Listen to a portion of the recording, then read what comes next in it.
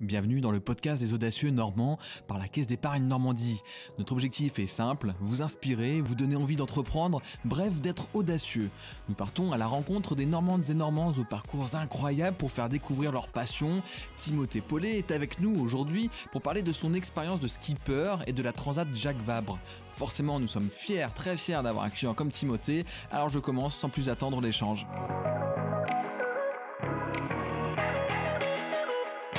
Bonjour Timothée. Bonjour Ambroise. Peut-on qualifier de rêve ta participation à la Transat Jacques Vabre ? Quand on est havré et qu'on a cette opportunité de prendre le départ de la Transat Jacques Vabre, c'est effectivement un rêve qui se réalise depuis qu'on est tout petit. Depuis qu'on est tout petit, on voit ces gros bateaux partir en mer pendant plus de 20 jours. Et de pouvoir être avec eux, ces stars du nautisme, sur le départ, au bout de la Ève, c'est vraiment une opportunité incroyable, quoi. Et ça fait combien de temps que tu travaillais cela, que tu t'es fixé cet objectif de faire cette transat ? La transat, elle est venue un peu par chance, puisque c'est mon coéquipier Nicolas Lemarchand qui m'a proposé. J'avais pas pour objectif de la faire aussitôt, aussi jeune. Il m'a proposé, on a monté le projet ensemble, et puis on s'est retrouvé sur le départ le 7 novembre, quoi. Donc j'ai effectivement saisi l'opportunité qu'on m'a offerte. Donc tu l'as fait à quel âge cette transat ? Alors la transat, moi je l'ai faite à 20 ans, donc c'est assez jeune, puisque à côté de ça, je suis étudiant et j'avais aussi d'autres projets sportifs. Donc 2021 fut quand même une très grosse année. Complètement. Qu'est-ce que cela demande comme préparation pour faire une telle transat ? Pour ma part, moi j'ai pas eu énormément de temps de préparation. Donc Nicolas en a eu un peu plus. Moi j'ai passé un peu moins de temps sur le bateau parce que j'avais tous mes autres projets à côté. Ça faisait partie des conditions pour pouvoir participer quand même à cette Transat Jacques Vabre. Mais du coup, ce qu'il faut, c'est réussir à bien s'entourer pour le peu de temps qu'on a de préparation.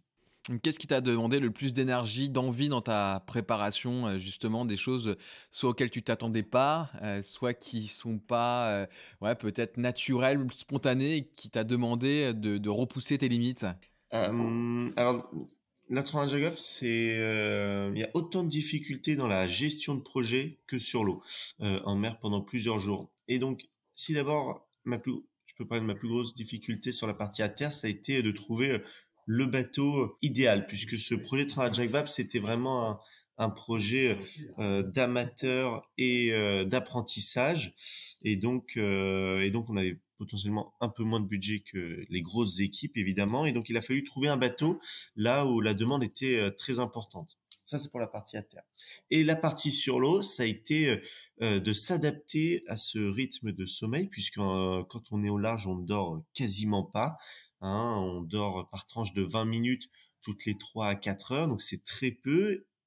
Mais ça se passe quand même plutôt bien quand on s'y habitue. Et du coup, voilà, c'était aussi s'habituer à ce rythme de sommeil en mer. Tu l'as dit tout à l'heure, tu es étudiant, donc il fallait à la fois faire cette préparation, vivre cette expérience, mais garder le cap aussi des études.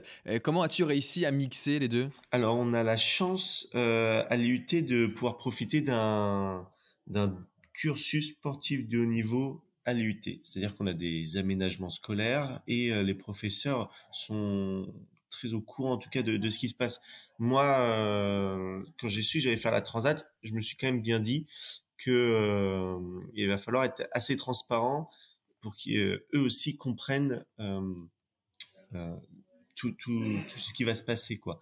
Et donc, moi, je me suis forcé à être le plus transparent possible, en intégrant également les UT dans le projet, et en leur faisant vivre l'aventure aussi. Donc, en fin de compte, ce double cursus pendant la transat, puisque j'ai été quand même pas mal absent. Le départ, c'était le 7 novembre. Je suis revenu début décembre. Mais avant ça, il y avait la préparation. Donc j'ai été absent, en fait, 2 mois sur 4. Et donc j'ai raté une bonne partie du semestre. Mais quand je suis revenu de la Transat Jacques Vabre, j'ai donc rattrapé tous les DS, tous les partiels. Et au rythme que je pouvais, parce que j'en avais à peu près 4 par jour, ce qui était une période très intense au mois de décembre.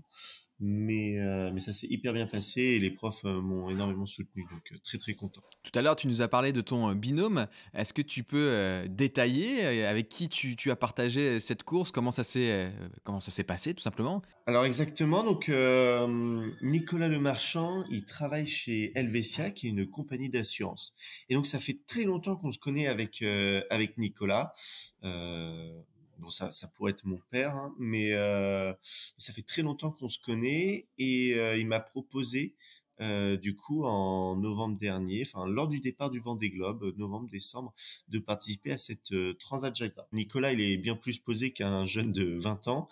Moi, je suis pas très bon en comptabilité, un peu ça va, mais je me suis amélioré, mais en gestion de projet, administratif et tout ça. Donc c'est là où lui, il a pu être force sur le projet, et moi, je me suis occupé à côté de ça, et ben de gérer les partenaires, préparer les courses, voilà, plus sur le technique et le direct et relationnel, quoi. Donc on sait, en fin de compte, on a une complémentarité importante, et ça a été une de nos forces aussi, quoi.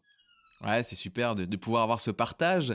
Que vises-tu désormais? Parce que ça y est, elle est passée cette transat, c'est fait. Est-ce qu'il y a un nouveau projet en tête? Alors là, on vient juste de rentrer des épreuves de sélection, donc on a été désigné pour représenter la France sur le championnat d'Europe jeune, le championnat d'Europe élite et le championnat du monde jeune.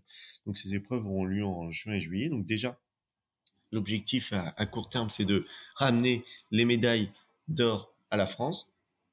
Et à côté de ça, début février, j'ai décidé de me relancer sur un nouveau projet course au large, plus ambitieux, sur la Transat Jacques Vabre de 2023, la Transat Jacques Vabre de 2025 et la Route du Rhum de 2026. J'avais besoin vraiment de voir un projet sur 5 années pour construire l'aventure avec les différentes équipes, les partenaires, les institutions. Allez, pour terminer, est-ce que tu as un conseil que tu pourrais donner à un audacieux qui nous écoute peut-être aujourd'hui et qui lui aussi vise le sport de haut niveau? Alors, ce qui est sûr, c'est que tout seul, on peut faire de grandes choses, mais généralement, on va pas très loin. Moi, j'ai la chance, et je le dis avec beaucoup de sincérité, d'avoir beaucoup de personnes qui me soutiennent depuis très longtemps.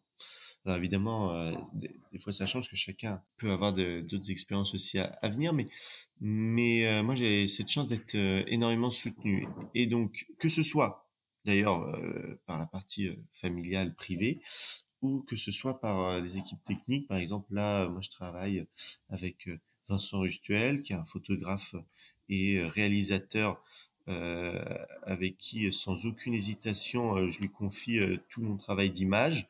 J'ai la chance de travailler aussi avec Stratton Line, qui va m'aider dans les conseils pour ma stratégie digitale, mais aussi qui vient avec moi sur des rendez-vous professionnels. Donc vraiment, sans être soutenu, ça aurait été impossible de monter les projets. Donc c'est fédérer, convaincre, persuader, et surtout partager et intégrer dans les projets, quoi. Super, et ben c'est bien noté. Je suis sûr que ce conseil pourra faire écho, résonance à ceux qui nous écoutent. Merci Timothée d'avoir passé ce moment avec nous. On est pressé d'avoir de tes nouvelles dans tes futurs projets que tu nous as décrits. On n'hésitera pas à en parler sur le site des Audacieux Normands, le site de la Caisse d'épargne Normandie. Et on se dit à très très vite. Merci beaucoup et à la prochaine.